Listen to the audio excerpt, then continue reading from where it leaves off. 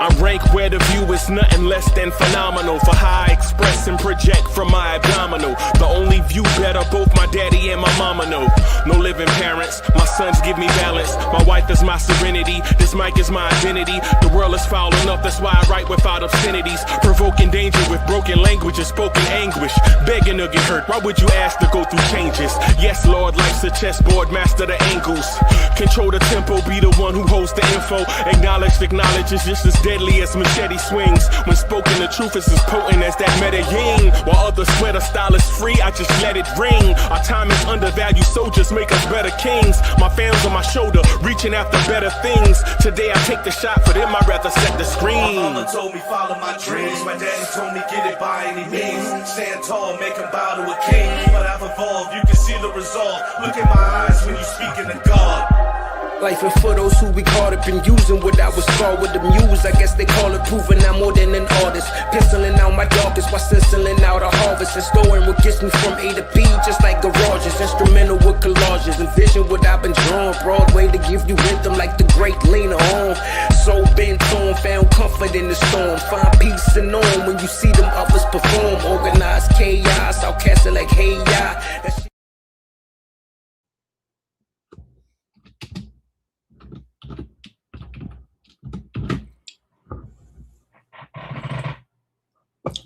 Yo, party people in the place to be. What's good? It's your number one Chief Rock in Nick's universe. Uncle Freezy is in the building. Salute.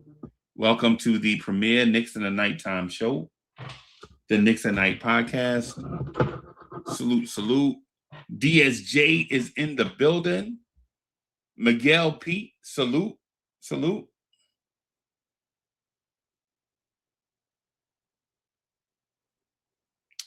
Oh, so I just got to see. Okay. All right. All right. Salute. Yeah, y'all. Salute to everyone watching us on X and on Twitter, on X and on YouTube. Salute to y'all. Man, I'm glad y'all here to rock the spot. It's been slightly busy day to day. The Knicks beat the Indiana Pacers 114-113 in a very sloppy game that missed, I don't know, man, maybe, I don't know, 5 starters or 5 rotation players out. 5 rotation players are out, and you know, yeah, but the Knicks pulled one out against a very scrappy Indiana Pacers team. I'm looking for there it is. So I was looking at the box score. Jalen Brunson was 10 of 23. Didn't seem like 10 of 23. Seemed as if he had an off shooting night. But he hit the one shot that mattered. Mikal Bridges took 19 shots tonight. 9 of 19. He had it going a little bit, had 22 points. Ariel Hukporty. And we're going to talk about him a little bit, everybody. We're going to talk about Hukporty a little bit. Mo Diawara got the start tonight, played 19 minutes, had 5 points, 2 of 5. Made a handful of plays tonight. This Mo Diawara kid is impressive, is impressing, right? Yeah, the Mo Diawara kid was impressive. The Jordan Clarkson had it going a little bit tonight. Man, hit 5 threes. He didn't start off scorching hot, but he got scorching hot. So the Knicks were 40% from 3, 17 of 43. That's about what you want. About 40% is probably about what you want. Andrew Nembhard, the Knicks killer. Just what can you do? Andrew Nembhard, what can you do with the Knicks? Can't do anything with him. We just, what do you do? Right?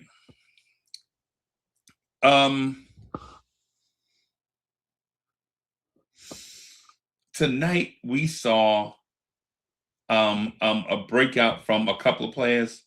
I want to mention them.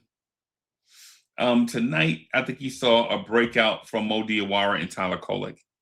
Tyler Kolek has been excellent now the last couple of games. The reason why I want to mention Tyler Kolek first is because there were a lot of you that wanted Kolek out of town on the Greyhound. Right? Not even a Greyhound. Y'all wanted Tyler Kolek on the first thing smoking. It didn't even have to be a bus. It could have been a cigar. So yeah, Randall is in the building. But now look at Tyler Kolek. Man, if we can only show a little bit of patience, right? Right, a little bit of patience gets you a very long, long way, right?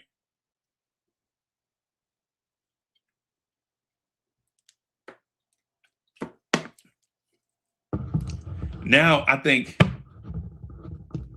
the tables have turned from Tyler Kolek being run out of town to a lot of you guys, and trust me, the iPhone doesn't lie. The iPhone doesn't lie. Legit, there are a lot of you guys that want Pacom Dadier out of here and Gershon Yabusele out of here. Right? Want them out of here bad. Right? But if a Knicks fan can only be patient just a little bit, just a little bit of patience, man, will take us a long way. Right? The Knicks have the Philadelphia 76ers tomorrow.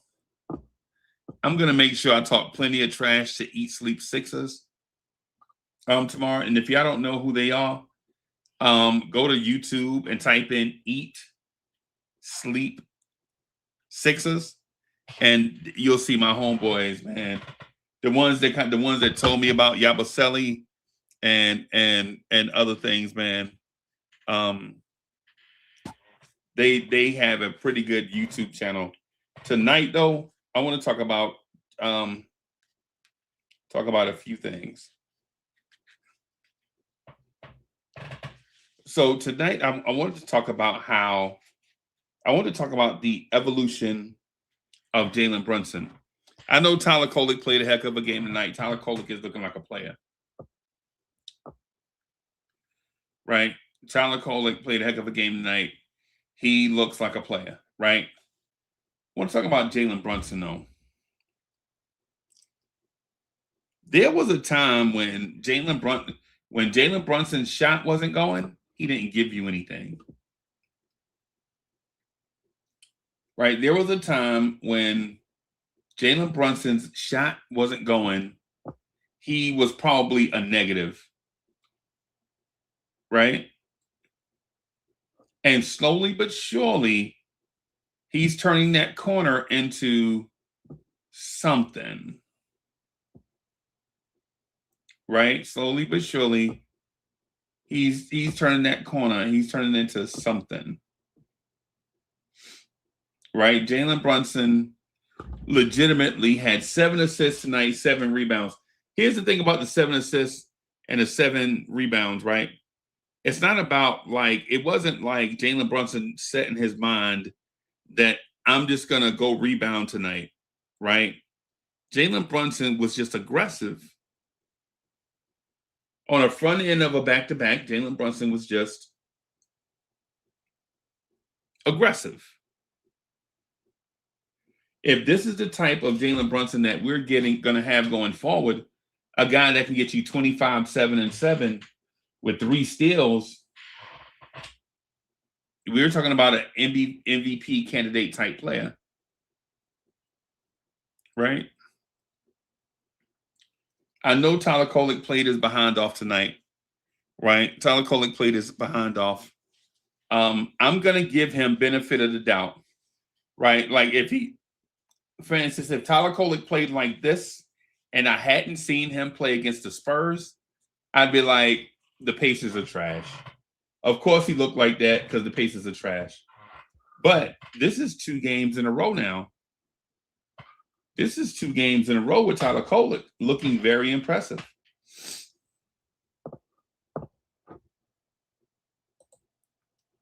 Kerry Cox says, oh no. Oh no. No. Hey, y'all know I don't do receipts and stuff, right? Like I'm not the one to be like, yo, man, but such and such weeks ago, you said, no, I don't do that. Right. I believe in with more information, with more data, you make better and smarter decisions. But about 93, 94% of y'all were trying to get rid of Tyler Kolek. Right? Didn't have patience with Tyler Kolek. Right? Didn't have patience with Tyler Kolek. Just couldn't see a world where a Tyler Kolek thing made sense.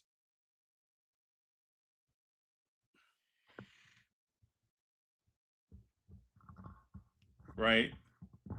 Now, hey, Kerry, I see you. Nah, I see you.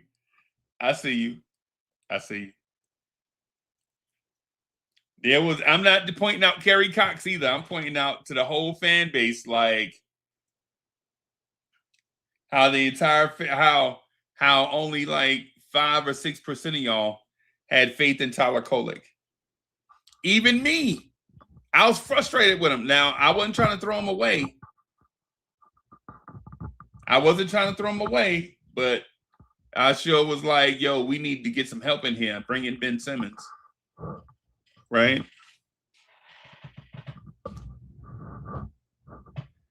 I'm going to say, I'll say this, and this is going to make y'all laugh. But since Tyler Kolek has been hooping, it wouldn't surprise me to see Deuce McBride play tomorrow. It would surprise me to see Deuce play tomorrow, right?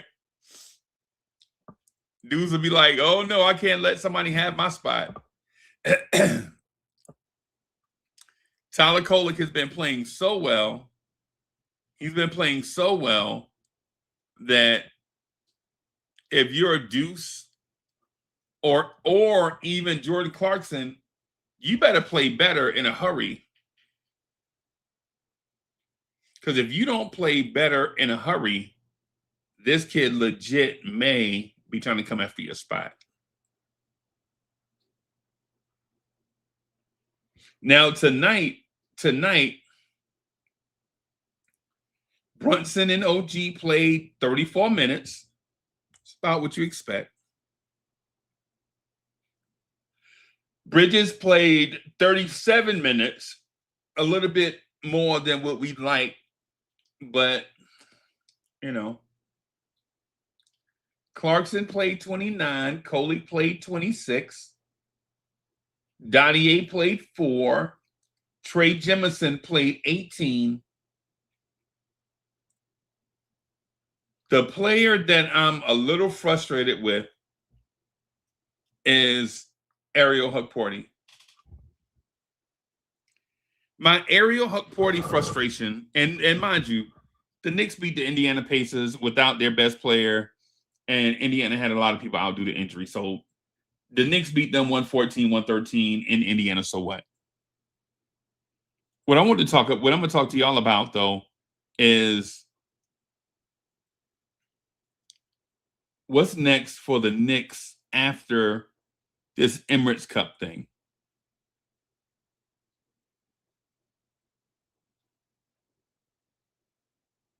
Right? As I look at Ariel Hukporti, and again, this is me making a synopsis after I've seen him play, and he played tonight 27 minutes. In 27 minutes, he had 5 rebounds, 3 assists, a steal, and 2 blocks. Trey Jemison played 18 minutes, had 5 points, 5 rebounds, an assist, 2 turnovers, and a block.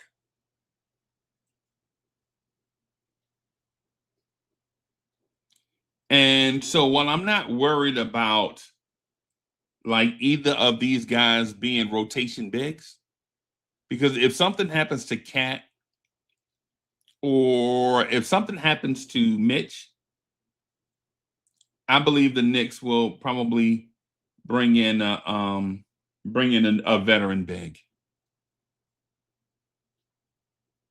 Right, probably bring in a veteran big. Kerry Cox says moving Pacom and Yabusele. Oh, we on that train? We on that train again? Who's next?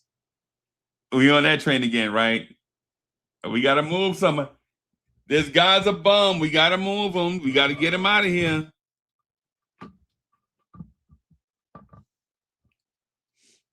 Yeah, that's hilarious. One of the main things Knicks fans want to talk to me about is that exact thing. Like, oh man, Uncle Freezy, our 13th man. He's young, but he's soft. He can't play. He's 20 years old. He should be Anthony Edwards already. Right. I feel you. I understand. I understand. Right. Uncle Freezy, Yabusele, I get it. I understand. I understand. Yabusele doesn't do what you want him to do. So it's time to move Yabusele. And for what?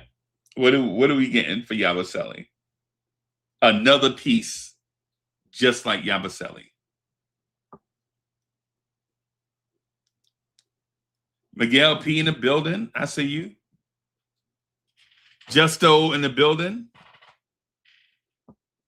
Tori B in the building. Just Nick's in the building. Just Nick says, Bay.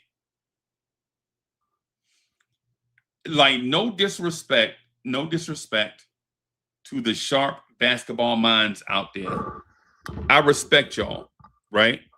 I respect the thought that goes into finding a player to replace Yabusele. I would tell you that Yabusele would be putting up the same type production that Sadiq Bey is putting up if he played on a team of a bunch of people that's injured and the games didn't mean anything. If Yabusele was in a situation where wins didn't matter and he could just go out there and make a ton of mistakes and put up a bunch of shots, he'd be putting up Sadiq Bey numbers. You know how I know? Sadiq Bey is putting up these trash numbers, right? Like, legitimately, the team may have won 4 games the entire season, and people think a limited athlete with a repaired knee is going to come to the Knicks and be an OG or Mikal Bridges replacement.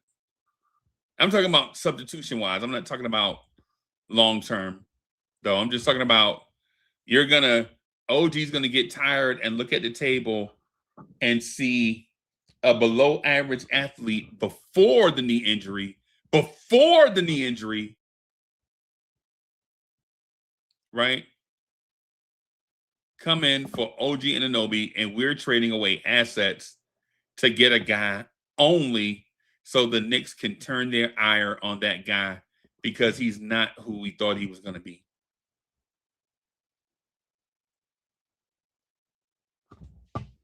Right? And no disrespect to the thought in it, but when you're looking to make a trade, you're looking to make an upgrade in a trade, right? Because the team that's looking to do the trade with, they're not going to do a flat foot trade. They're not going to be like, let me give you my trash for your garbage. They're not going to want to do that because what's the difference? They're going to be like, I'll take your garbage, a young player, and a pick for my trash. right? Why would a team that is clearly tanking want to bring on a player like Yabusele if it means they're not getting a value add? Like, we'll give you our trash guy for your trash guy, a young player with potential, and draft picks in cash.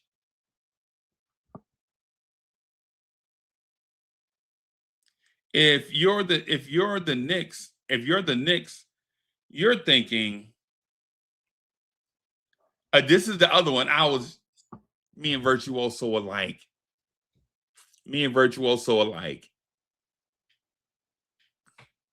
I'm telling y'all, me and Vert are like,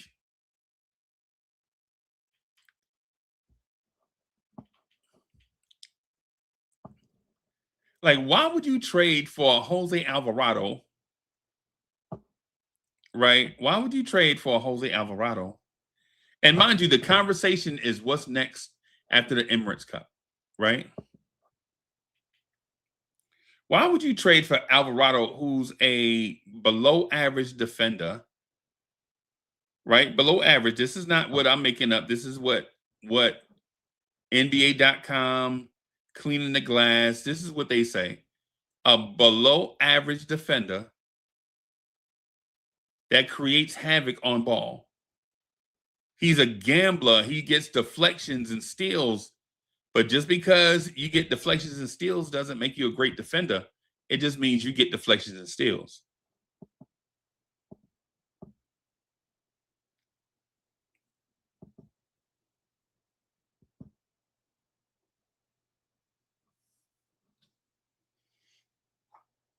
Bronx Mel in the building. Randall in the building. So my stance is this. Everybody. My stance is this. The Knicks don't need to make a trade. They don't.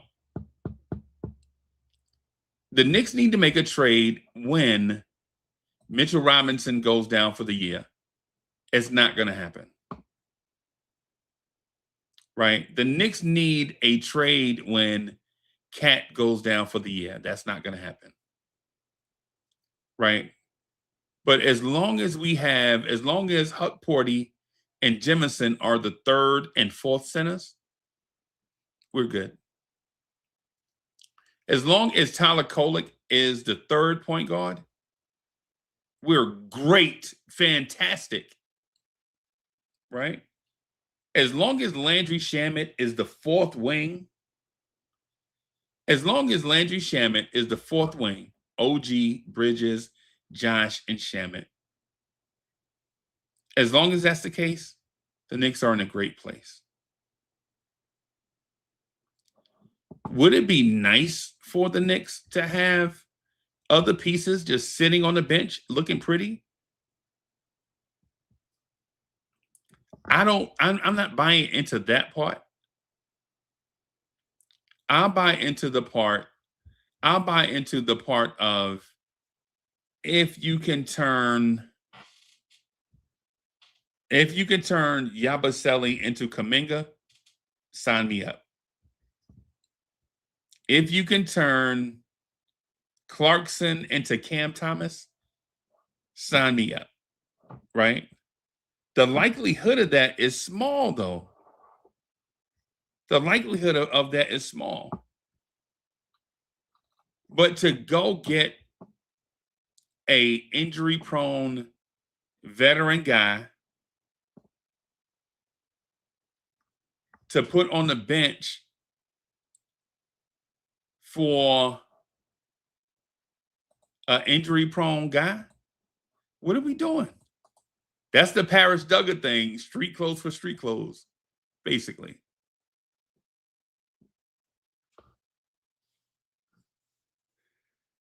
Now, Someone said something smart to me tonight. I think it was Miguel P. It was either Miguel P. or someone said that teams that have like these star-studded young rosters with so many young players on it, these guys don't get a chance to play. If you can turn Yabusele into Cam Whitmore,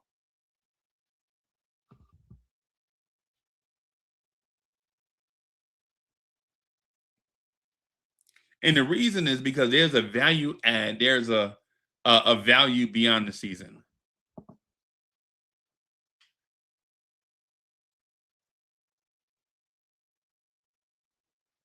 Nick Yak is in the building. He says Alvarado had a game like Kolek win. Hey, bro, you ain't gotta say nothing else. You don't have to say. You don't have to even say anything else, because if you're watching Knicks basketball, you see right now that even that though Tyler Kolek is not an elite defender, his defense is comparable to Alvarado. I think it's better. I think he's a better defender than Alvarado because he's bigger and stronger, right? The only thing is Kolek doesn't generate steals or deflections at the rate that Alvarado does, because Alvarado gambles. And when you gamble, sometimes you win, and sometimes you got to know when to hold them.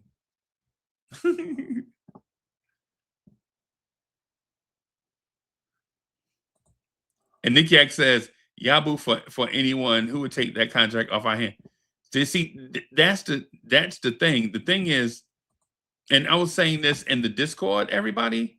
And so not to say that I'm absolutely 100% right 100% of the time. But my thinking is, if Dadier and Diawara can wrestle away the job for a bridge player, that's the thing. That's the thing that we need to focus on. The focus should not be on Yabusele's salary, right? But the fact that Gershon Yabusele is a bridge player. He's a Vinny Testaverde. He's a Brandon Nemo, right? He's Chris Chan. Yeah, remember any Yankee fans in here remember Chris Chambliss at the end of his career? He's Rick Cerrone.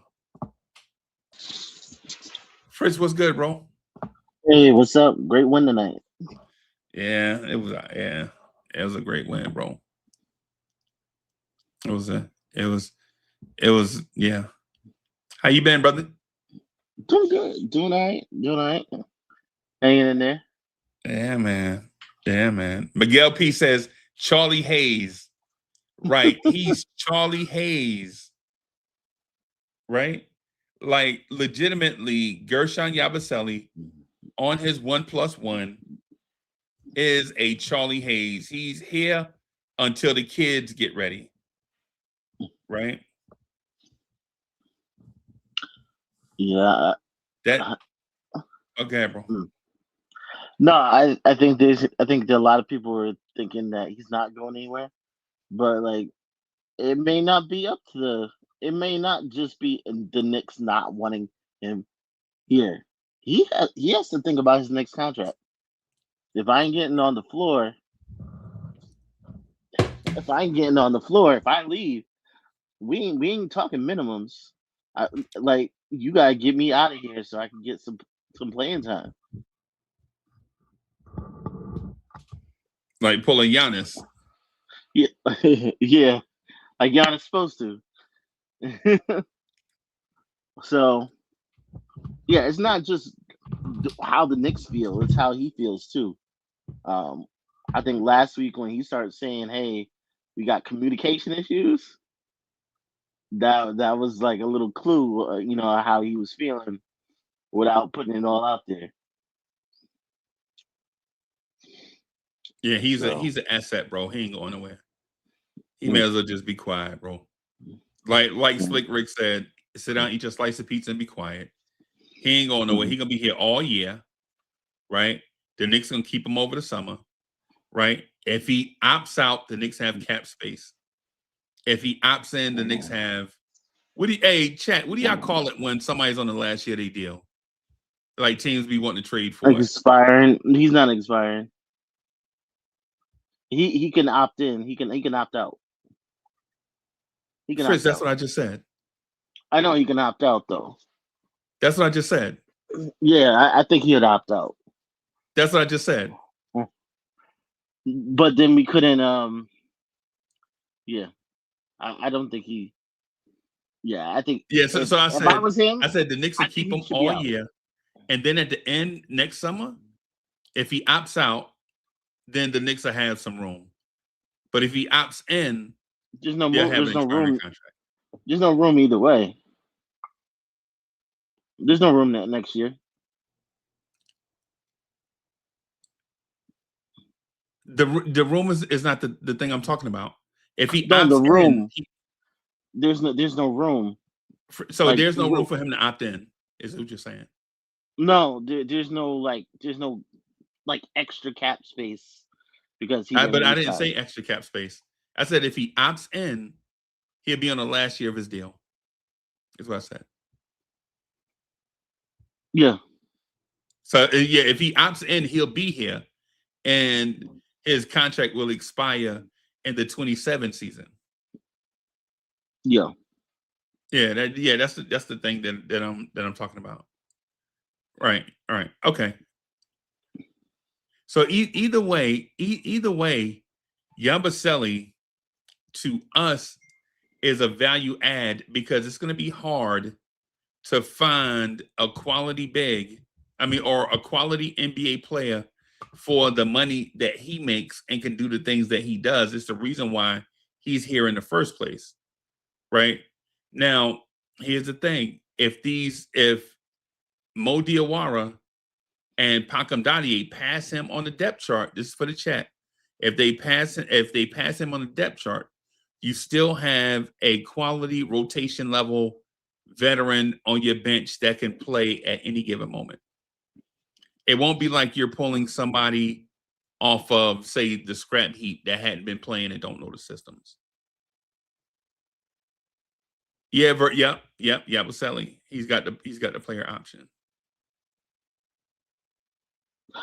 I didn't.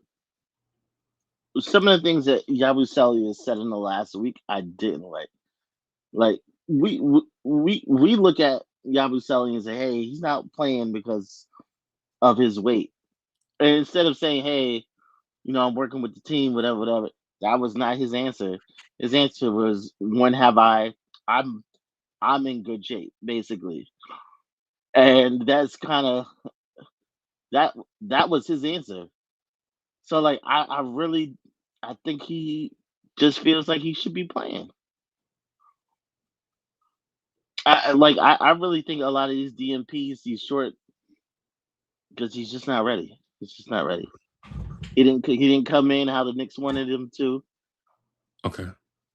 Yeah. Okay. Okay. Yeah. It's not good. It doesn't look like it's a good situation. Even though you don't hear a lot happening, just the words that are coming out isn't of a happy player or a player that's like bought in. You know what I mean? Right. Yep. I agree fully, but a lot of times bridge players, if a bridge player is not older and accomplished, when they're young players and they're bridge players, they're never gonna be happy. It's like when Andre Drummond went to Andre Drummond with the Lakers? The Bulls. He Was it played the for Lakers? Bulls and Philly. You remember the big man rotation when they had 3 big men the year the Lakers won the championship? It was like Dwight Howard, JaVale McGee, and they had a third center, and I can't remember. Now I have to shoot. It wasn't a Gasol. It wasn't a Gasol year.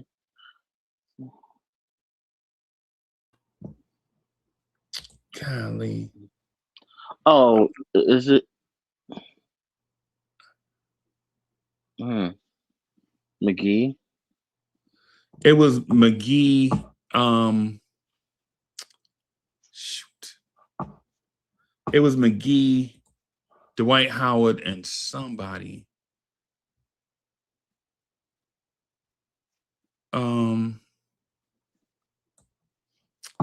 I don't know why my mind is telling me Blake Griffin, but it wasn't. Blake Griffin is the one that played for Brooklyn for like a real short stretch. Okay. Oh, dang it. Jackson Hayes. It was Jackson. It might have been. I think it was Jackson Hayes. Okay. You were talking 23, 24? The bubble year, the championship year? Yeah, it was Andre Drummond. Andre Drummond was traded to Cleveland, played a year in Cleveland, then was traded to the Lakers the year they won the bubble chip. Yeah, it was Andre Drummond. Yeah. That year, Andre Drummond averaged 12 points and 10 rebounds with the Lakers. Yeah. Yeah. So I don't know how I got on Andre Drummond, but anyways.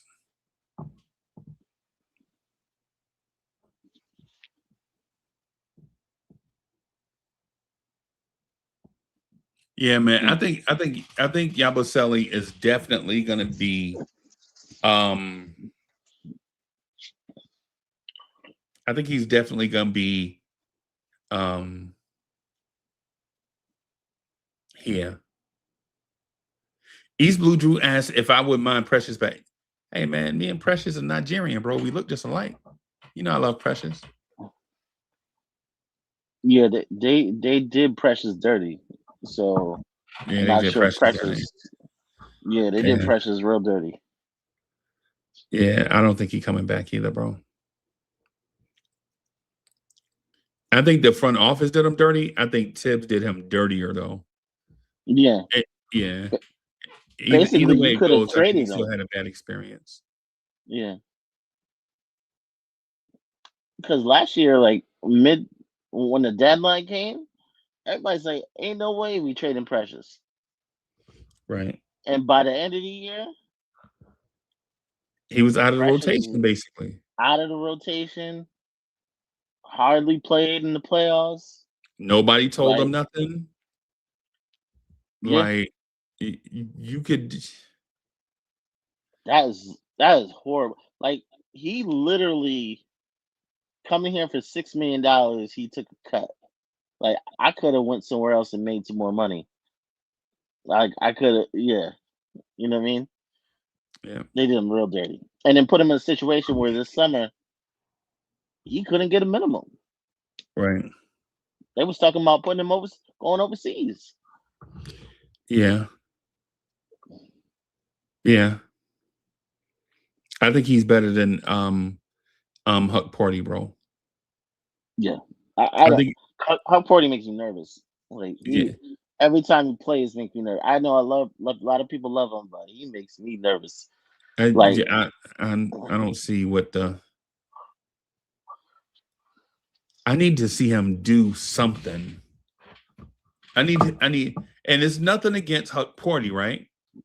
I just need to see a dominant basketball trait, right? Like if I ask you about a dominant basketball trait for Mitchell Robinson, what would you say? It's rebounding. You know some, right? Yeah. But then I ask you, chat, when I ask y'all about Huck Party's dominant basketball trait, what would y'all say? Maybe shot blocking. But the thing about it is he fouls. I know he played today, but he fouled so many times it did get called. Yeah. I'm just like, the way I watch him play ball, I'm like, yo, you gotta calm. He's not calm. Like his arms are flailing. He's just doing a lot. You say a lot. I thought he was doing the most, bro. I thought first I thought like he was doing the most. like it's like his arms go so this way, his legs go this way. And it's like, yeah, you gotta stay home. Like he's not. I don't see that solid. I don't see him as a solid basketball player. Like if I ask you what Tyler Kolek's standout basketball skill is, what would you say? I think creativity. I think, yeah, passing creativity. Yeah. You feel me? Like you can identify like what skills he has, right? Mm-hmm. But with Huck Porty, you don't like. I don't think he's a shot blocker. Yeah. I think people are just He's trying. a I think people sneaky. are just trying him. I think I think people he's try him. okay. Could be, but like I can't say he's a solid defender. Like I just can't. Like he'll get the 2 shot blocks, but it's like he was not solid. Like he can't stop somebody getting where they want to go. Like And right, so chat. What I'm saying is this: if I told y'all, if I asked y'all, who's the better shot blocker, and you had the numbers in front of you, what would you say? Right? If I asked you who's the better shot blocker, Mitchell Robinson or Ariel Huck Porty, what would you say? And then I was to argue you with the numbers. Well, the numbers say that Ariel Huck Porty gets more blocks per minute than Mitchell Robinson. If I were to say probably, that, you'd be like, you're out of your mind. There's no way that Ariel Huck Porty is a better shot blocker than Mitchell Robinson. I would think per minute, probably Right. per minute. Right. Right. Right.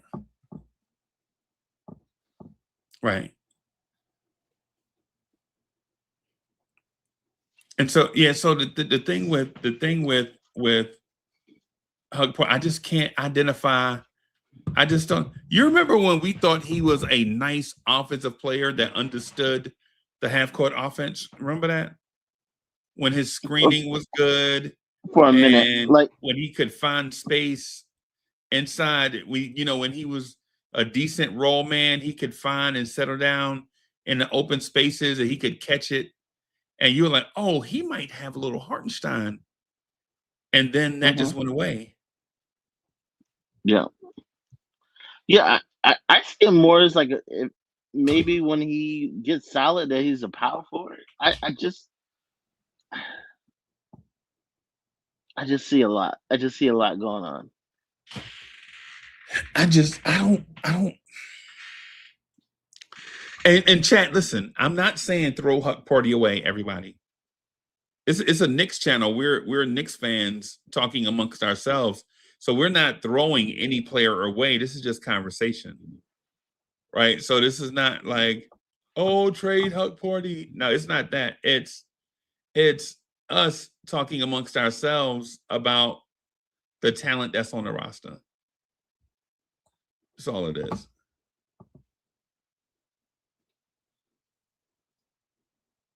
Yeah. Right? Yeah. Every time he Okay. dribbles, he wants to dribble. Oh my goodness. It just made me nervous watching him. Right. I don't want to see him dribble. I don't want to see him put the ball on the floor. I don't want to. And Miguel P said it took Mitch 5 years to become dumb. I agree. I agree. My only thing though is a 20-year-old Mitchell Robinson, we knew what his dominant NBA skill was. At that point, 20-year-old Mitch might have been pound for pound the best athlete in the league. Pound for pound, of course. Blocking 3-point shots. He was Yeah, doing everything. yeah.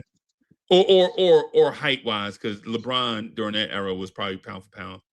But Mitchell Robinson was in the conversation, is basically what I'm getting at.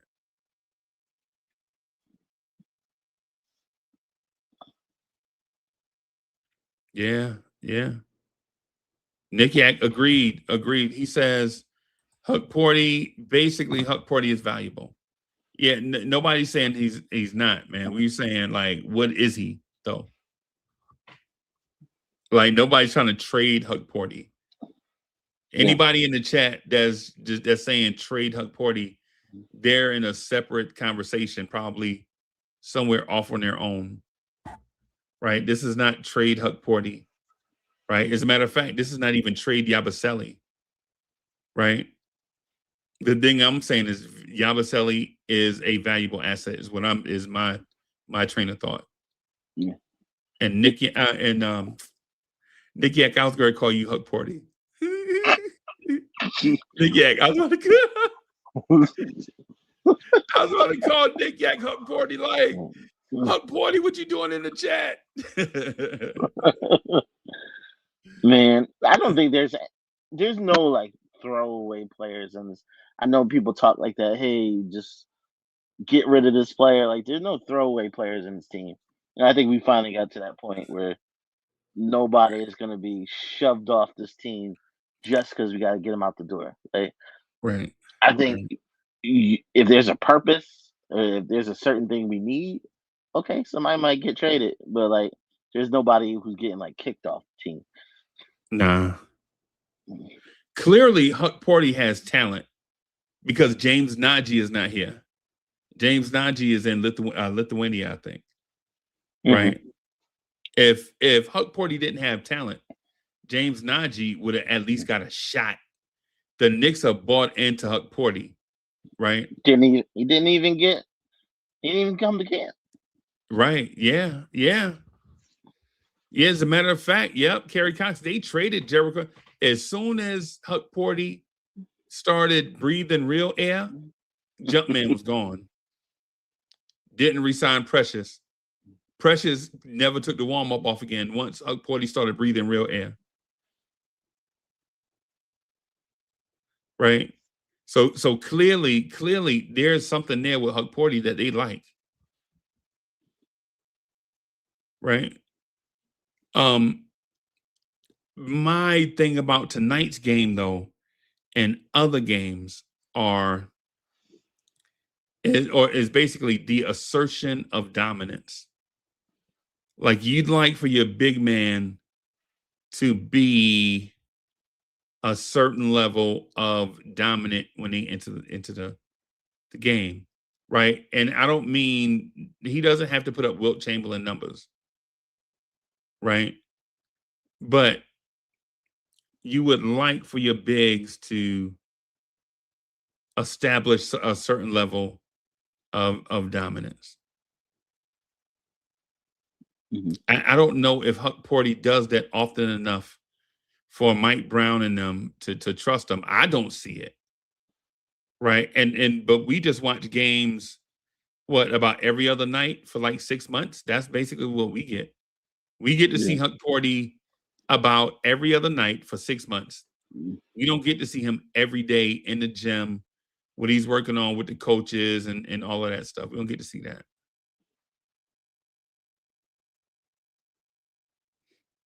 How did you like the way Mo Diawara played? You got anything specific that you liked?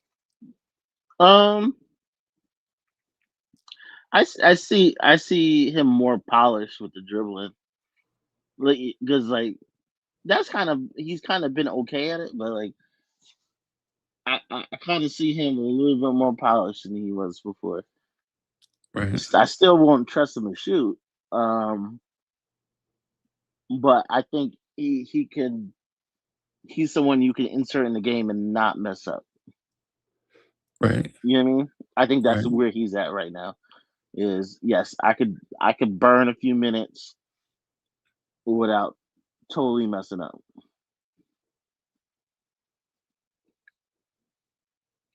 But yeah, I think he does well, like finding teammates, moving the ball around. His defense is good. So I like that. I think he's playable. I think I'm not looking to give him more minutes per se, but I'm not nervous if there was an injury. Oh, You know what I mean? If there was an injury, it wouldn't be like Don't back give me down give me now. someone else. No, don't back No, up now, Fritz. Don't no, back but up like, that. So but you, you think Mo Diawara is basically a rotation player? French, 5 minutes, like The like Yabusele minutes. yeah. I'm putting over Yabusele at this point. Like Right. if if I can give Yabusele less minutes and not him go nuclear, I do it. Okay. I DNP him. And they have yeah, I DNP him. I wouldn't go that far, but you're a maverick, bro. No, Yo, welcome no, to the but Maverick Economy Show. Like Fritz House and this. Okay. no, because I really think Yabusele think he is a very confident player, and I think he just won. I don't know. I don't know. He shouldn't. I see if he came in this year out of shape. I don't know what happened between the Olympics and by the time he got in here, but if they told you to shape up and you ain't shape up, you know what I mean? Yeah. The writing's on the wall. Like the Knicks aren't that team. Like there's a lot of teams. Like you have players come in out of shape. The Knicks don't do that. That's our players don't come in out of shape. That's like that hasn't happened in so long. Since the guy that played with Brunson and them, remember the big Amari Spellman? Remember Amari Spellman? You mean he had it made? He had it. He was He had it. The dude him had it and made. All he had to do is slim down, and he would have had a spot on that team. Yep. Yep. Yeah. Yeah. You know, him and Ryan Arcidiacono were the first Villanova guys. Yep.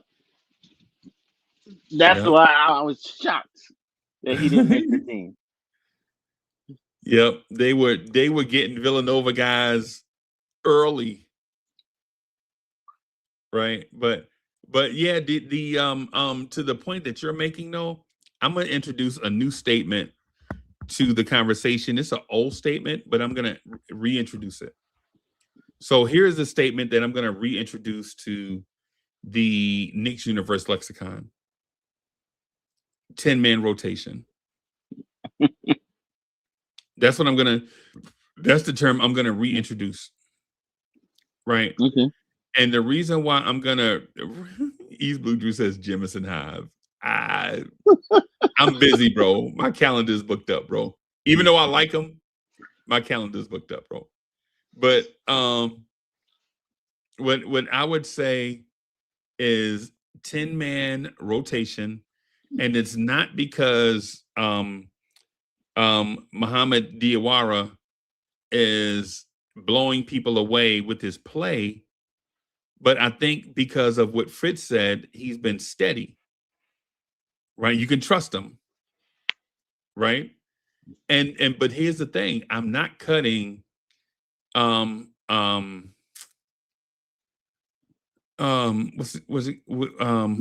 guy? Yabusele? I'm not cutting Yabusele's minutes. I'm still letting him play, but I am gonna shave some minutes from the veteran guys to save their legs. Mm-hmm. Right? And I'm not saying they need less minutes because they're not productive, but in the grand scheme of things, like everybody said, if in the grand scheme of things, the main goal is getting to the playoffs healthy, then I would shave like 2 minutes from a lot of these guys. Right? Shave 2 minutes from a lot. Because the thing is, with Mo Diawara, when Shaman gets back, he's not going to play, bro. Nope. When Deuce gets back, Kolick is not going to play. Right? But here's the thing. These guys have proven themselves. I think Nick Yak was the one that said it, man. Just relax and let it breathe. Right. That's Nick, yeah, this is what I've been saying. It's the reason why every time somebody put Pacom Donnie's name in a trade, I'm like, bro, can y'all just for a little bit, man? For a little bit, right? Y'all want to trade every tradable piece. Y'all want to trade every tradable piece because it sounds nice in a fantasy trade, right? And I know fans like trades. Listen, I know fans like trades. I know fans like trades, right? Right. But the thing is at this level, when you're a championship contender, you're not trading bust prospects for first round picks and all that stuff, looking to rebuild for 2 years down the road. You're looking for guys that can contribute and stay healthy. And if you have young guys that can do it for you on cheap labor, that's the route you have to go. Because the salary cap is a concern. The reason why you're a championship contender is because you have very good, highly paid NBA players. And if you can find cheap labor that's going to be around for 2 or 3 or 4 years, that's what you should probably do.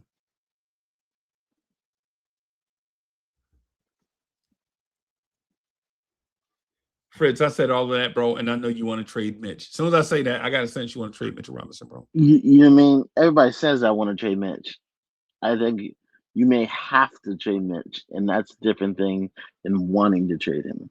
Okay. So I think you may have to trade Mitch. Because I was joking. I'm joking with you, like in terms of what everybody think, bro. Yeah. Everybody's gonna think what everybody's gonna think. Yeah. Yeah, I think no, okay. I just think I think you're approaching like Jalen Brunson in Dallas situation where Jalen Brunson's number is gonna start at 20. I'm sorry. Mitchell Robinson's number is gonna start at 20.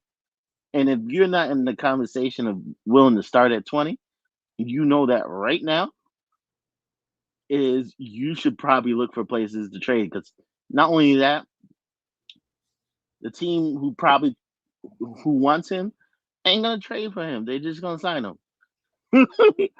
And you just lost him for nothing. And yeah, I don't think it's a good situation. Like Mitch, like the way he talks about himself, he is not talking like somebody who's I want to sacrifice for the team. And we've asked him to sacrifice for the team already. That's why he's on this deal. He was getting paid as a backup. We gave him a hard decision to make. And we put him in the corner and he made a hard decision. He took a contract that was a little bit low. He ain't gonna do it again. Nah, he ain't. Nah, he too young. He too young to take a value contract, bro. He already did it. He already did it. No. I'm talking about this time. Oh, yeah, I mean, he's already done it. So, like, if you know you're not ready for that conversation, right? Maybe you should trade him. And you know, we're not privy to what happened this summer, but obviously they said they were far apart. Of course. So Tripmore is in the building. Yo, I've been telling y'all for months that Mitchell Robinson is a $30 million a year player, right? And I don't know why people think that's crazy. Jared Allen is gonna make that next year when his extension kick in. yeah, $30 million. yeah. And not only that, yeah. Also, okay. Deuce at the point where Deuce's extension, he's eligible in another week. So I mean, you're gonna give Mitch everything he wants and dreams, and then you're gonna take Deuce and say, nah. Like, this is like when you make decisions. Yeah. And I know a lot of people say, "Oh no, he's too valuable. He's too integral to this team." But you'll find a way. You'll find a way.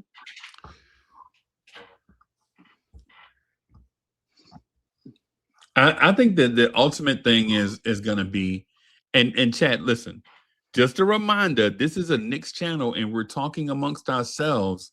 So this is not me looking to scrap everything and throw everyone away, right? But I think the ultimate Mitchell Robinson decision is going to come based on how the Knicks perform in the playoffs, right?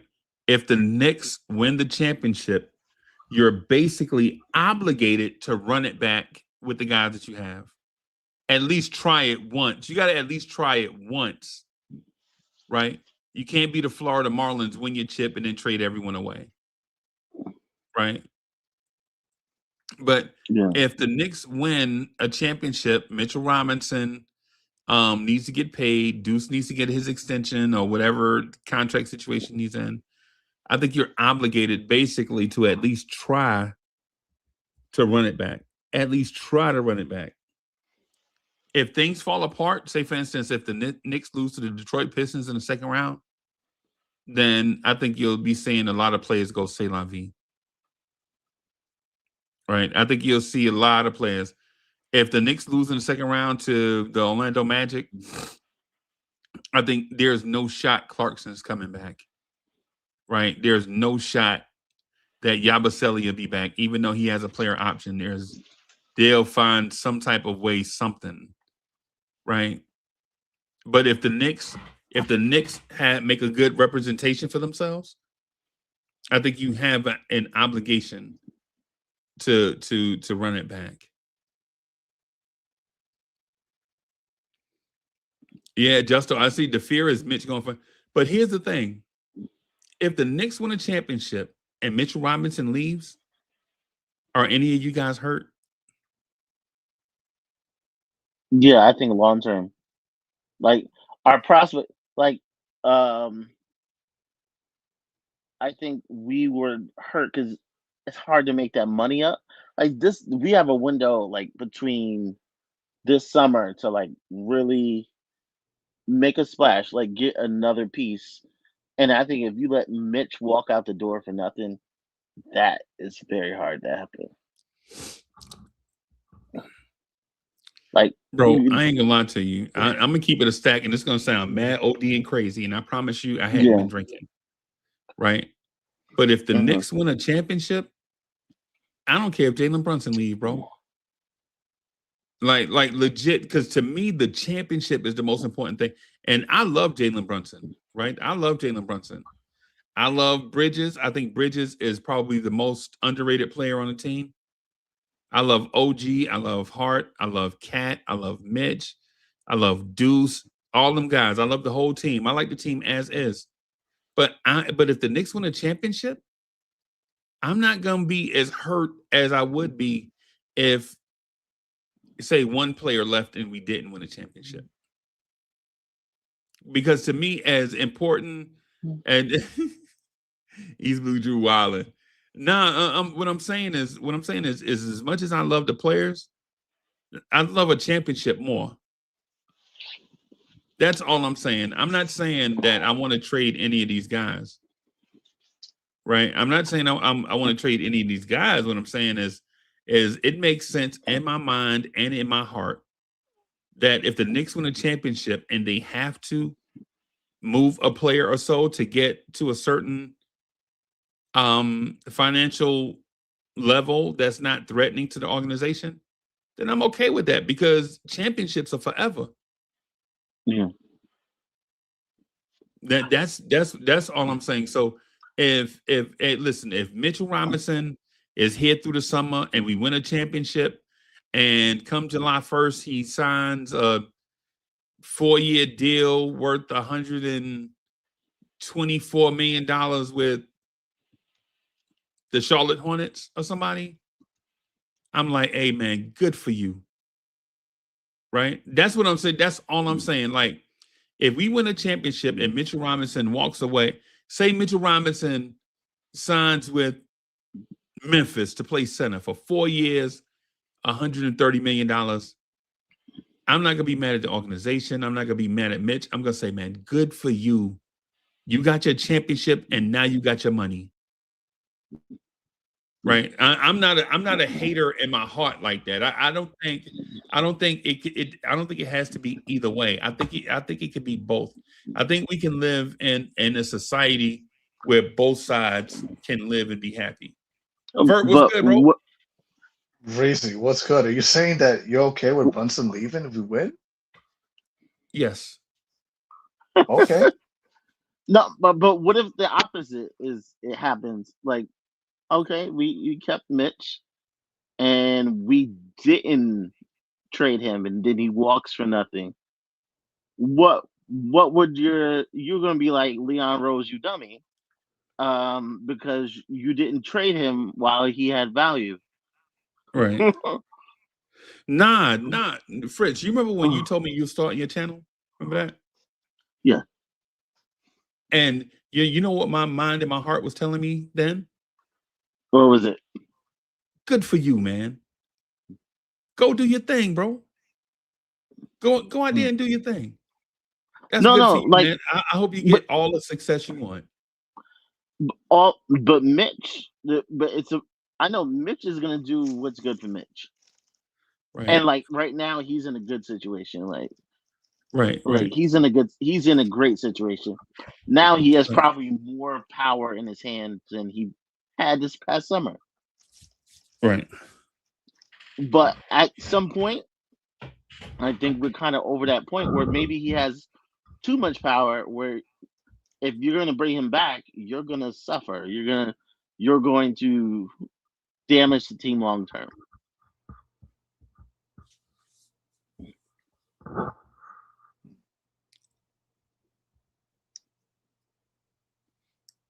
And like I think Leon Rose, he's responsible for the Knicks going forward, not just this year. Yeah. And I think a lot of people is like, hey, this year, but we got to think about the whole run, like the whole run. Right. Yep. But man, I see just basically, I see it as this. If and mind you, this is worst case scenario, everybody.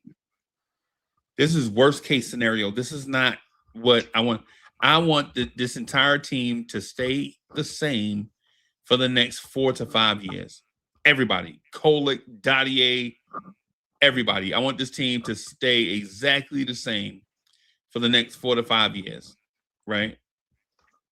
But for instance, if the Knicks win a championship and Frank Isola all of a sudden says, hey man, there's rumblings around the Knicks about such and such and such. Bro, y'all know Frank Isola has me blocked on X. Really? Vert, have I what? ever harmed a hair on a fly's head in Knicks universe, bro? You're not even on Twitter like that. You're not on Twitter. You must have hit. You must have hit a nerve. Frank Isola has me blocked. Like he legit searched out my account and blocked me. Well, I'm sure the MSG Twitter account has him blocked. Yeah, I'm sure. Yeah. Bro, yeah. Anybody in here know in Knicks universe? In Knicks universe, I don't harm a hair on anybody's head unless they try to harm a hair on somebody's head around me. Like if they try to do, like if somebody try to do something to Fritz Alcindor, I'll karate chop the hell out their ass. Right? Right in that. Right. We straight up got DDT, bro, off the top rope, table, ladders, and chairs. Right. But in terms of me, I don't care because I'm not saying that other people aren't thick-skinned, but when people say something, it don't bother me. Right. It don't bother me. Right.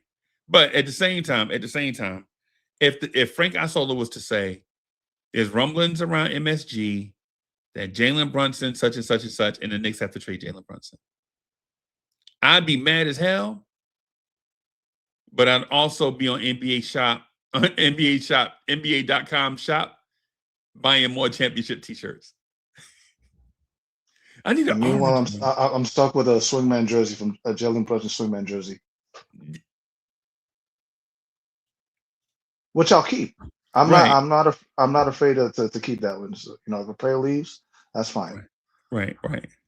It's the memories that count.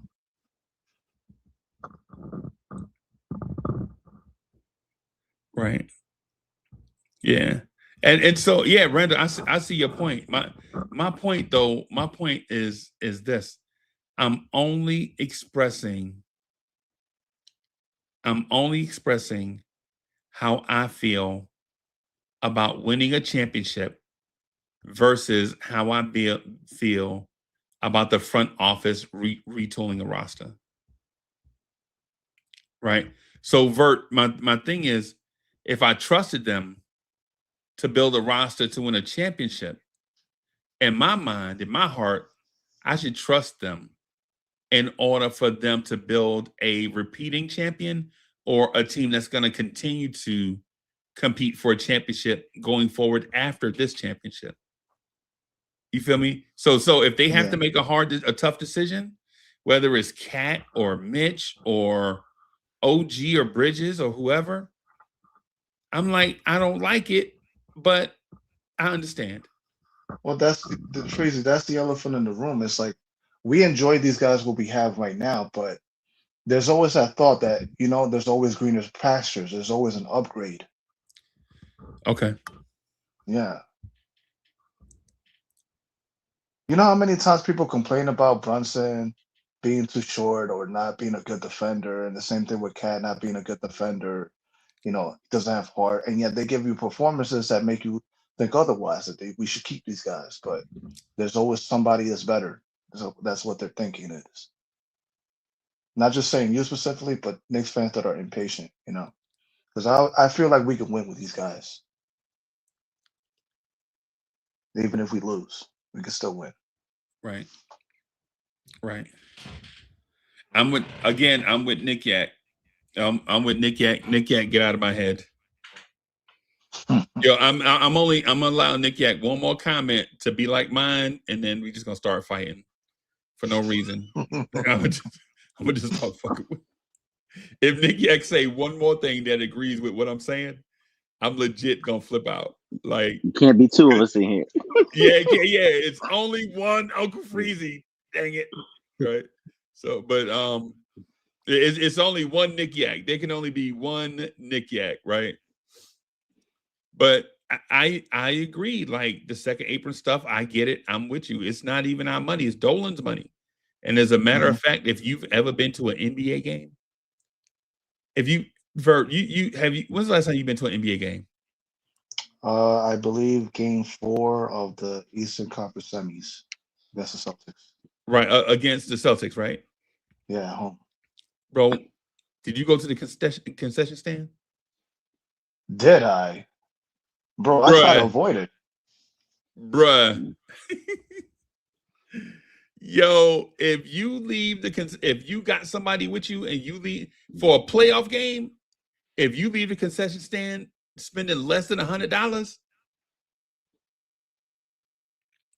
I bought no lie, I was in Charlotte, North Carolina, me and a dude named Uncle Fulio, right? Me and Uncle Fulio was sitting side by side. I downloaded the Charlotte Hornet app and had them deliver 2 craft beers to the suite we were in, right? $32 plus gratuity.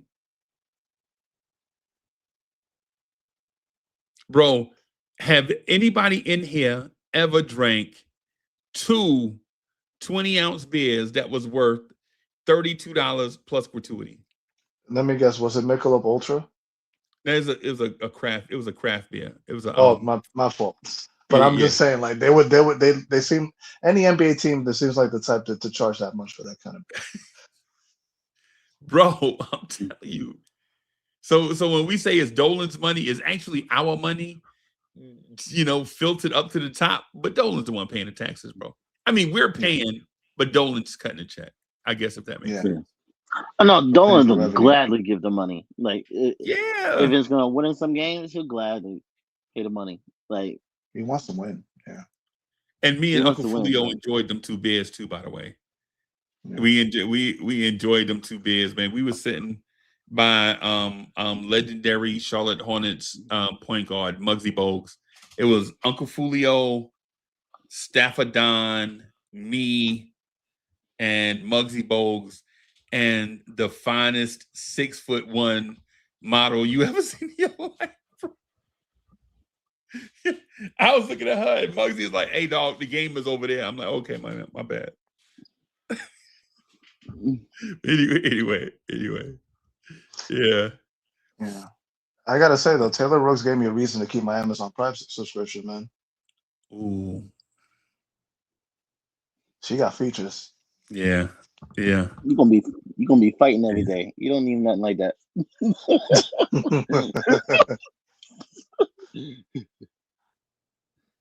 Right. Babe, he talked to me crazy. Right. Yo, Frank says $32 is two 12 packs of Heineken. Yeah. Wow. Yo, Frank, listen, man. Why? I don't know why Frank's always been like keeping a stack. Frank's Frank's like, I'm gonna keep it a stack 24/7.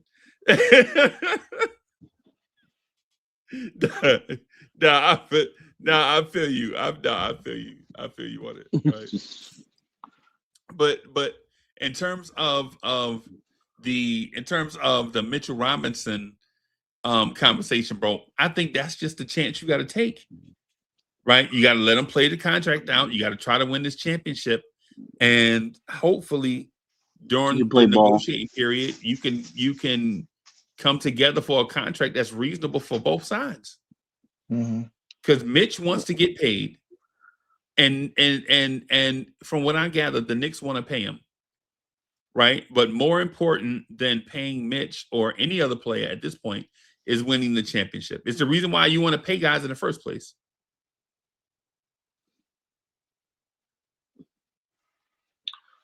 Yeah, I think it'll be a tough decision. Like I can see, I'm not saying I'm right. I'm just saying it can go either way. Yeah, but it's not. But at the same time, it's not something like, hey, I can get dollar store Mitch. There's no dollar store Mitch. There's no replacing him. So See, the thing is with Mitch is this. Mitchell Robinson is not a David Robinson type defender. Mm-mm. He's not a Dikembe Mutombo type defender at center.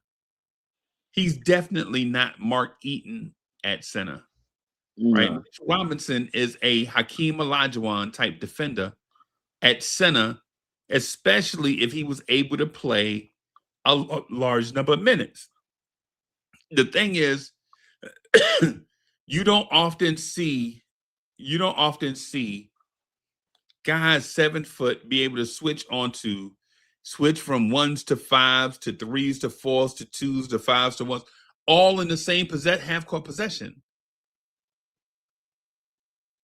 Right? Mitchell Robinson is a different type defender. He cuts off driving angles and forces you away from the place that you want to go. Right. And if y'all remember game 1 of the Eastern Conference Finals last year where Tyrese Halliburton hit that Hail Mary, Mitch's defense was perfect. Right. The shot was just perfect there, if that makes sense. Right. That shot probably had 1 in a million chance to go in, and Halliburton hit the jackpot that night. Right. I think Mitchell Robinson could play the 90s. If y'all remember, Tom Thibodeau saved that man. Remember, Mitch wasn't playing down the stretch of that game. Remember, he brought in Jalen Brunson because he felt like they needed more offense when they really needed more defense. My bad, Vert. Go ahead, bro. No. I'm sorry. I was just saying, like, how you say that he's a Hakeem Olajuwon defender. I'm like, yeah, I said it before that Mitchell Robinson could play in the 90s. Like, there wasn't a whole lot of switching. There was really like 1-to-1 type of thing, man to man, physical. Right.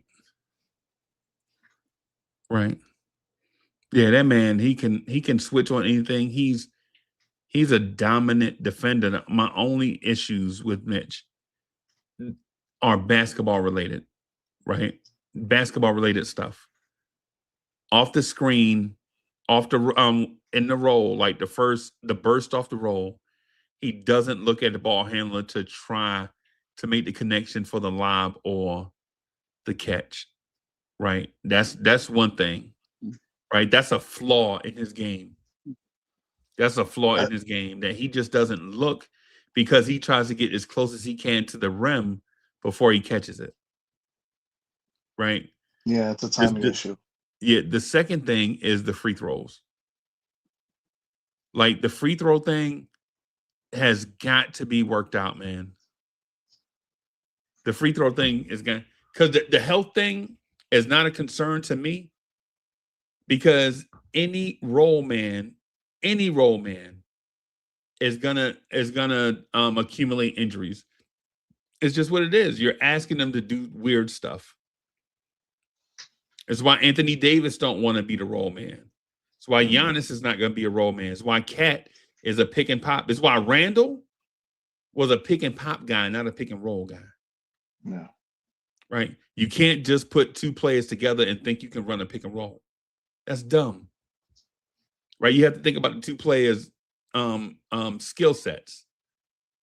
Right? Like, if the player don't have a skill set, then you the role man, bruh. You don't have no you don't have no bag. You're a roll man. Just roll to the rim. You'll eat it off the glass, right? So you'll eat it off the glass, or get it off the glass, right? The thing is, with the pick and roll handler, is usually a scorer. It's the reason why they run the pick and roll. It's not like back in the day. Like, you remember back in the day when the scorers would be on the wing, and you'd have a pick and roll, like Tyler Kolek would be the pick and roll maestro, and Jalen Brunson would be eating off the pick and roll passes. Remember that? Mm-hmm. You remember that when guys like Steve Nash would have Sean Marion in the All-Star game? You remember Sean Marion? Yeah, the Matrix. Yeah, guys like him and what's the small spec? JJ Barea. Y'all remember JJ Barea? Okay. Would run the pick and roll with the pick and pop with Dirk, and then he would be feeding all these wings off the pass, like Deshaun Stevenson. You remember Deshaun Stevenson? Tattoos everywhere, Deshaun Stevenson. Did he play for the Mavericks? Yeah, Michael Finley. Remember him? Oh, of course. Yeah, like those. You remember Jason Richardson in Phoenix? Yep. Yeah. Those guys would eat off the pick and roll guy, because the ball handler would be the facilitator, floor general, and you would just see like guys just eating off cuts and threes, like Leandro Barbosa, Michael. You remember Michael Petrus? Anybody remember him? Yeah, Orlando Magics. Yeah, and Golden State and Phoenix. He played Phoenix one year. Like, those type of guys would just. Yeah, remember Rashard Lewis? Remember Turkoglu would run the pick and roll with Dwight Howard, and you had Before the he fell off? 3-point. Yeah, bro. Yeah, they had Jameer Nelson. Is that when Stan Van Gundy was coaching? Yeah, that's it. Yeah. Yeah. Yeah. Yeah. Yeah. Yeah. That's it. Yeah. Yeah, man. That's basically what I'm saying about that is you're not just gonna have a guy just be like a role man and not expect him to get injured, because if y'all notice, as soon as Amari Stoudemire went from just the athletic finisher to the role man in Phoenix, injuries. Right? You Injuries didn't have the start same piling up. explosion.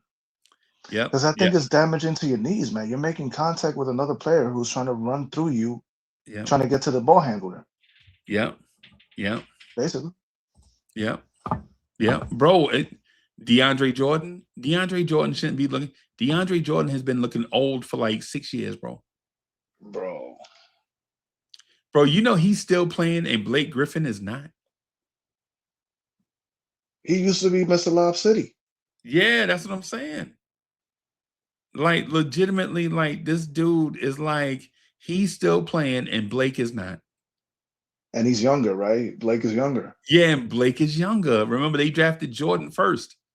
Jordan was a second-round pick out of Texas A&M. Like the dude, all he used to do was just dunk at Texas A&M. He couldn't do nothing. He wasn't even a defender, really. Nah, it was just Like a downhill, rebounder. man. Yeah. Pro backs. Yeah, man. So I could have sworn Blake Griffin was going to develop a jump shot before the injuries, and then his career got cut short. But yeah, He did. yeah, yeah, because you know you gotta be versatile to stay in this league, man. yeah. He was a really good shooter. Yeah. But I was having a conversation about who was better, Blake Griffin or Julius Randle. I already know what y'all want to say off the rip. Like, who's the better player, Julius Randle or Blake Griffin? I mean, are we going prime for prime? It depends what year. Yeah. His prime is career. better than Julius. His career. Oh, career-wise. Blake better career. There's no right or wrong answer. This is y'all, whatever your opinion is. Yeah, I guess Blake. Blake's I think he's a borderline Hall of Famer. Blake is he's a borderline Hall of Famer. I think Randall's a borderline Hall of Famer though, too. Yeah, a couple more years. I think a couple more years he'll be I think he'll be a Hall of Famer. Yeah. Yeah. Randall's numbers are once Randall hit New Orleans, like a switch was flipped, and yeah, Randall is good, man. Yeah, Randall is good, bro. Yeah. I remember I was on the other channel. I think, man, this is next man. It was calling him poor man's LeBron. Oh wow. Wow. Yeah. Poor man's LeBron. Wow, that's crazy. But if that's the opinion, that's their, So let me do I want to do I want to put something on wax. So I got to put something on wax, right? I think Diawara and Dadier, man, the future, bro. They the future, and I don't mean yeah, man, they was the 12th man of a bro. When you watch the way these big boys move, bro, like under Tom Thibodeau, both of these guys would have been centers, right? Under Tom Thibodeau, both of these dudes would have been centers, right? You're watching these guys move guard-like, bro. Like both of these guys are moving guard-like. Like there is no, there is no, hey man, he's gonna be Jericho Sims. Like these guys are not Jericho Sims like. They're switchable. Right? These guys are and moldable. Right. Tonight we saw twice. We saw Diawara run the pick and roll with Hug Porty. Like one from one deep corner, right? One in one deep corner, which was a mistake because you can get trapped in that short corner wing. Not in the deep corner, but that where the curve on the 3-point line becomes straight to go in the corner. Yeah. Yeah. Like you can't run the pick and roll from right there unless you have elite handles. Now maybe he has elite handles and we don't know. But in that spot, you can't run it because all it takes is one person to trap both players. Because you got the baseline right there as the second defender. So that was a mistake on his part. And then he did it on the other side where he was out a little bit further. And Huck Porty should have went straight baseline and then drove straight baseline. But he took a 45-degree cut to the rim. But when Diawara is taking the same cut to the rim, one defender can guard both guys. But they'll learn that on tape, right? That just takes some chemistry. But the fact that we had a 6'9" jumbo wing will run the pick and roll in an NBA game is beyond Anthony Mason, bro. Like legit, a dude that's 6'9" run the pick and roll with the. Now, mind you, the Pacers are damaged goods, right? They're damaged goods, right? We know that they're damaged goods. They aged right? up well. But at the same time, Diawara and Huck Porty are getting live NBA reps. And that's important. Right.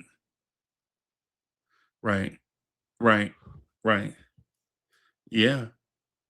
I think they're like, I think my personal take is because here's the thing. I was down on Diawara because I didn't know who he was. Right. And until we started seeing him in Summer League, we're like, okay, this kid he's fast in the open floor. He can handle, but we still didn't know what he was. He was a mystery man. Right. Unlike Tyler Kolek and Huck Porty and Dadier and McCullough, who we had seen the year before, the Summer League before that. What do y'all think about this thing, though? What about y'all? What do y'all think about this kid, Dink Pate? Who? Dink Pate. Dink Pate.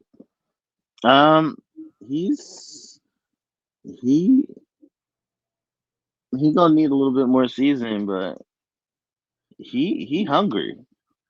That's the one thing I like. That's when that kid he wants it. Like he really, really wants it.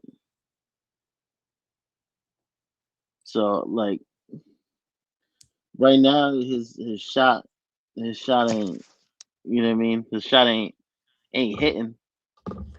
But his shot's not really shotting, huh? No, his shot ain't shotting. But like his size and be able to play those positions, he's something to keep. Right. Yo, I didn't watch the game, but just a random question about this tonight's game against the Pacers. Did you saw Benedict Mathurin? Yeah. How did he play? You checking? Like, Huh? He was checking. He was checking. Chucking and missing? Yeah, He was like he was in his scoring mode, and Okay. I don't think that's exactly what he should have been doing. Mm-hmm. I think he's a decent all-around player, but I know he's gonna be a big scorer, but like you can't be just out there just chucking.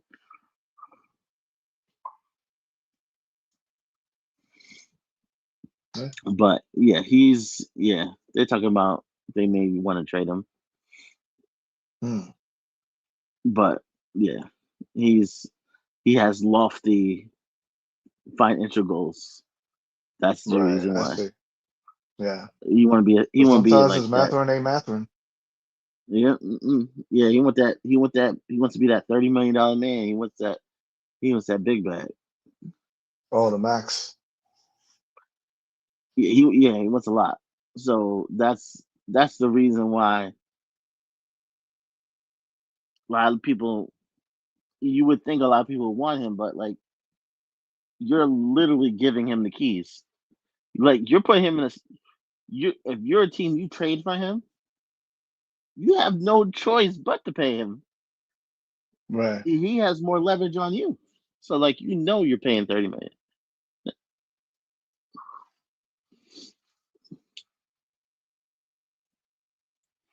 Same thing with everybody talk about Keon Ellis. Yeah, everybody like Keon Ellis, but like when you trade for him, you're basically saying, "Hey, I'm going to sign you," and then now he can ask for more because like you didn't give all them assets for me to come here and walk. Right. Yeah, I'm not signing Keon Ellis, bro. Yeah, it's like it's too expensive. Like it's cool for a minute until you hit the summer and he come out with a 25 number, like 25 or something. And you're like, you have no choice because he's like, I'm gonna walk if you don't give it to me, and you just gave up. How much for me? Right. I'm gonna say when it comes to guys like that, I'm a pass because I think Diawara is gonna be better than them. Yeah, it's not worth it. Like Yeah. Yeah, it's just keep you. Diawara on a cheap contract, right? Mhm. You know what I'm saying? Keep him, Dadier, Kolek, all those guys on these cheap contracts. And then when they get too expensive, then you make the decision where you want to extend them for big money, trade them, or let them walk. Yeah, yeah. The only like the names that intrigue me, Alvarado like intrigues me because I think he was gonna opt out anyway. I think they're gonna try to get a couple second rounders for him. I would love it because if he came here and extended, I think he would. I think he would extend here. Who's that? Jose Alvarado, Oh boy. What does Jose Alvarado bring to your team though? I'm gonna defending go on mute for this. Nah, see, hold on. I'm gonna like pull up. I gotta pull up the 3-point defensive stuff shooting up. and 3-point shooting, and like actually running a team. Like I know Kolek is good for a minute, but like Alvarado was come up big playoff situations.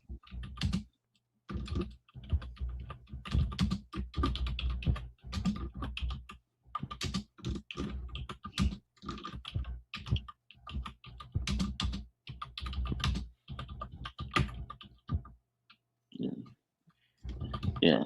I don't think I'm New just Orleans. Yeah, New Orleans. They have a dilemma on their hands. They got Jeremiah Fears, a rookie who's averaging 15 points a game, who they want to be their future point guard, and then you got your number one point guard coming in off an injury, and you know Alvarado can opt out. Yeah, so you trade him. You got to get something, and you can't let him walk for nothing. And you're not making the playoffs, so yeah, Yeah, man. you try to get a They couple second sell rounders. us in the trade deadline. Yeah. Yeah, Crazy. yo. While you're looking up Alvarado's numbers, right? I wanted to ask you a question. You know, this is why I Yeah. wanted to jump on the panel. Um, so how do you feel about reports that apparently, because look, I know I'm heading into Knicks for Cliff territory, but how do you feel about reports saying that the Knicks are not going to hang the banner for the NBA Cup? Yeah, I think it's crazy. it's super crazy. Yeah. We got Atlantic Division banners sticking up there, and you can't get an NBA Cup. And I Yeah. don't know why the NBA would let them do it because NBA needs it to be a success because they're selling sponsors. We got a banner for Fish, guys. Fish. Yeah. Yeah. Yeah, but I think it's just New York fans being prideful, thinking Yeah. thinking everybody's we gotta be harder than everyone else. It's like nah, we can't get a fake banner. We need to get the championship. When was the last time you had a championship? Bro, It's better Like than nothing, but if Boston came up here and said, "I want to hang a banner," okay, Boston, you got how many championships? You don't want to hang a banner? Cool. But you don't come up here and you got Atlantic Division. You you finish the top of the Division up there and yeah, say you won't put the NBA Cup up there. Like that's ridiculous. yeah, yeah. like that don't make sense. When I Like see something like that, when I hear something like that, I feel like the Knicks are too like mindful of what the media is saying. Like it's damn if you do, damn if you don't. But dude, where with pride? Knicks fans do, yeah, Right. yeah. And you know? Yeah, and it's something like, yeah, I think they're just too worried. I think just loud voices. They didn't want to hear the voices of people saying, downplaying it. At the same time, I thought there could have been a compromise. Like, I don't mean, hang it up till the end of the season. they're Right. gonna have a Wait, special event celebrating it, but I don't even know what it yeah, looks like. Just put it up, man. It yeah, ain't gonna just hurt put it up. nobody. I would wait if you want to wait to the end of the season and put it up. Cool, but don't say you ain't gonna hang it. They'll hang it quietly during the off season. Yeah, like this is the NBA's like their chance. They want to be like kind of like Europe and how the Yeah, fandom in soccer. Europe is, and Yeah. how you have these special championships and so this may not be a big thing now, but it's going to be a big thing. There's something like pushing to be a big thing in the future, and you look like a fool not saying you are the one of the first. Hmm. Like they want to bring that whole European vibe to the NBA. Like if they were to, if that's what they want to do, well, this is just me, and this is just a radical idea. What I suggest is replacing this with replacing All Star Weekend with this. Like this has to be a mid-season tournament, and have the wins and losses count towards their regular season records, the participating teams. Yeah. I think they should. I think they should win something like besides money. Yeah, You know like what it should count to towards their records. The regular the one season. thing I was thinking about what would be a worthy prize. I think a worthy prize of winning the cup is you can win any tiebreaker. If we tied at the end of the season, I win the tiebreaker. That's all I want. So Right. I don't know. I think it's the wrong move. It's that it's the absolute wrong move. It's bad for the NBA. Mm.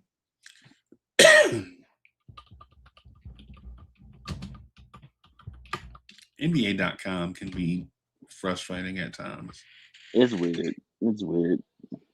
Go to Basketball Reference. Yeah, I'll do that. I'll go to Basketball Reference. Basketball Reference gets weird too. They only let you do a certain amount of searches, and Yeah. then they're like, "Oh man, why don't you pay us?" Yeah, I'd be doing scrolling for contracts, signings.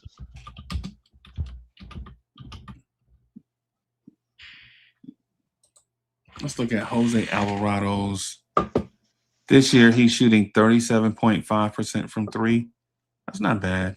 You'd like for that to be better from a small guard, though. Let's look at defensive. Just playing over. No, good shooting. I want to look at that. I want to look at where are your Basketball Reference? Where are your defensive? Yeah. Also, he's like really good friends with Josh Hart. Also, and it's like culture fit. He would be a good culture fit. He's from here.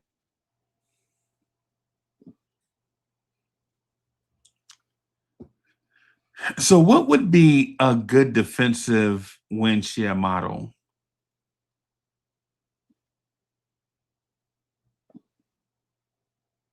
I'm not sure.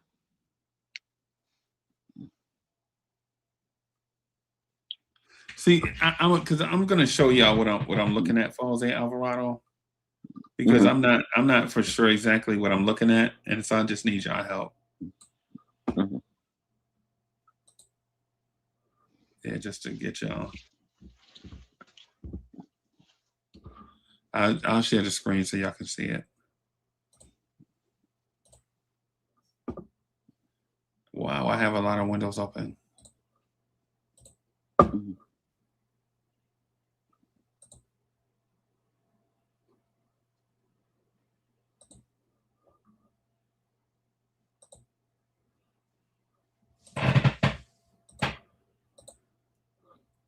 Can y'all see that?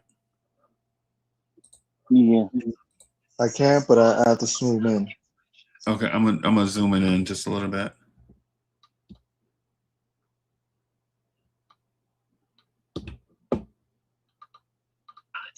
Yeah, much better.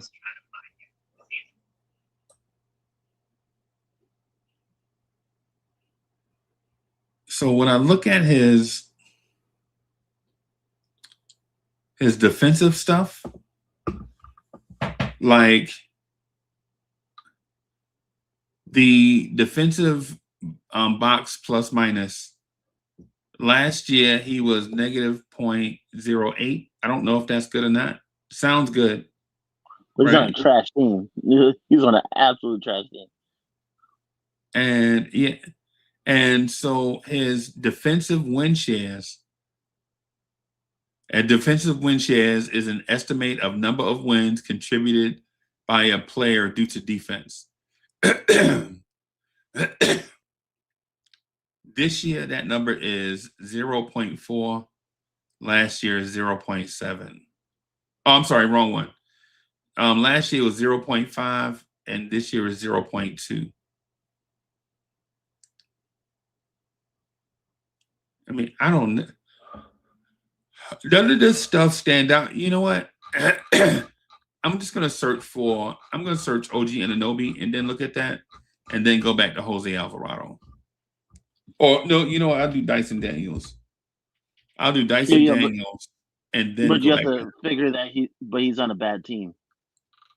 Yeah, Around a lot of wins. right. Yeah, no doubt, no doubt.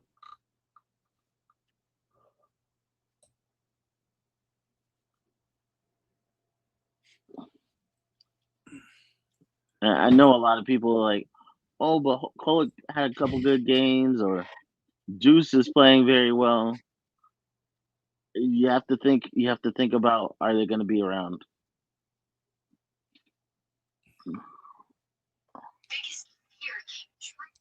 Bro, Chris, do Dyson you think Daniels. if he was on? Oh, sorry, Fuji. I was gonna ask Chris a question. Do you think Yeah. if he was on a better team, his numbers would improve? Bro, I think that's the case for anybody, bro. I think that's the case. Yeah. That's the case for anyone. If you're say an average player on a bad team, your numbers are probably going to trend towards having a bad resume. And if you're an average player on a good team, your numbers are going to trend towards, looking good. Yeah, like better system delivers fatter stats. Right. Right. Yeah. Yeah. And so when you look at Dyson Daniels' defensive win shares, now mind you, Trae Young was out since October 28th, right? Dyson Daniels still has a defensive win share of 1.2, right? And his defensive box plus minus is 1, right? Jose Alvarado was 0.2. Now, I'm not saying that Jose Alvarado is Dyson Daniels. I just wanted Dyson Daniels to be an example. Now I'm gonna put somebody whose defense may be questionable, right? So I'll put Jalen Brunson. Yeah. People question his defense. I don't. Right? I don't question Jalen Brunson's defense. Right. But I just want to use this as an example. So when we go back to Jose Alvarado, we'll see what. Okay, so for advanced, holy crap. Jalen Brunson has a better defensive win share than Jose Alvarado. And remember, DWS is an estimate of the number of wins contributed by a player due to defense.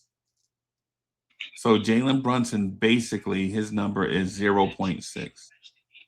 Of course, his offensive number is higher, right? Yo, but let me show y'all something. Hey, y'all see Jalen Brunson's usage rate this year?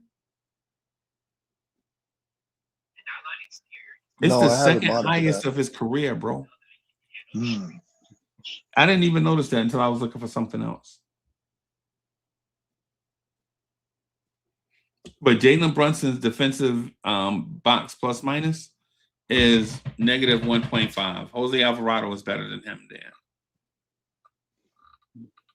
Right? So Jalen Brunson is negative 1.5 there and 0.6 right there. So if we go back to Jose, or I can just click the back button.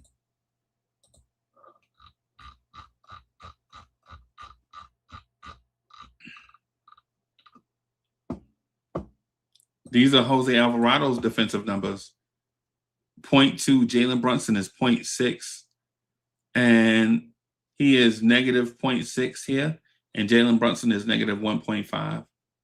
So if we're just talking about like a slight improvement defensively, then I would say Alvarado is a better defender slightly than Jalen Brunson. There's no disrespect to Jalen Brunson because he handles a lot of stuff. And I'm not shading my boy, but I'll check Tyler Kolek. Just to be fair, Alvarado's a backup to Brunson. Yeah, do backup for backup, right? Yeah. Oh my God. Choose your plan, please. They want you to pay for something, bro. All right, so Tyler Kolek, his advanced number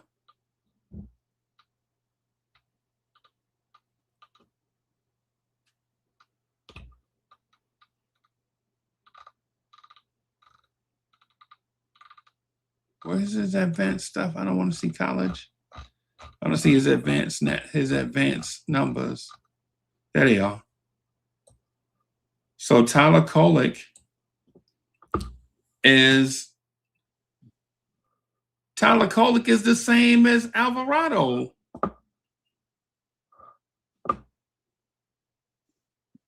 Right? The same as Alvarado, negative 0.2 and negative 1.5.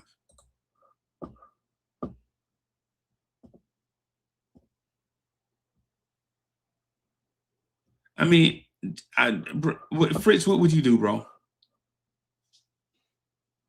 I don't know. I would. I don't know. Depends on the price. Depends on the price. I would tell you this: I'm not trading Kolek straight up for him. After what I saw from Kolek tonight, I'd have to offer them some draft picks. Hey, man, yeah, listen, y'all take these 3 second-round picks and a bag of these Lays, right? Mm. Now they ruffle, right? They ruffle potato chips now, so it's not, like just a regular bag. But anything beyond that, bro, I ain't giving up nothing for Jose Alvarado. Nah. You can throw in a ham sandwich too. Huh? I said you can throw in a ham sandwich. A Quentin Grimes? With cheese. You're gonna throw in a Quentin Grimes? Okay. With cheese. Yeah, to me, I don't know. The Alvarado thing to me was always, where is he going to play at? Whose minutes is he going to take? Is he going to take Landry Shamit's minutes? Is he going to take Clarkson's minutes? Yeah, I would look at it as like a long-term thing. But you got to see if Kolek is real. You got to give it time. See if give Kolek a little bit more responsibility. See if he's real. Yeah, I think this is like Vert. You remember when every day we was having a Devin Booker conversation? Remember that? Mm-hmm. Remember 4 years ago? 4 years ago, like, man, the backcourt of Damian Lillard and Devin Booker get us to the championship. Remember that? Every day. Like, people's like, Uncle Freezy, I don't know why you don't want Damian Lillard. Bro, I mean, Dame is a fantastic player, bro. Fritz, you remember that 2021? 2020, 2021? Yeah, everybody. People are like, oh yeah, yo. Put the package together. Yeah, yeah. That's where I think we are now, man. A rumor mill. Yeah. Yeah, I just Yeah, I think the Knicks. I think the Knicks are going to do something. It may not be huge, but they'll do something.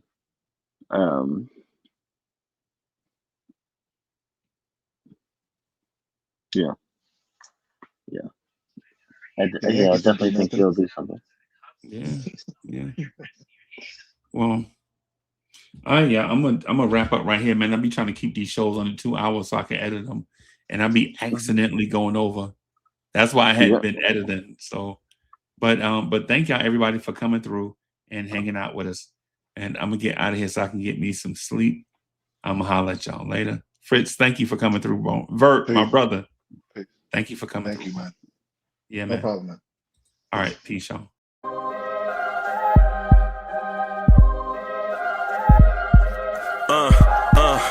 I rank where the view is nothing less than phenomenal. For how I express and project from my abdominal. The only view better, both my daddy and my mama know.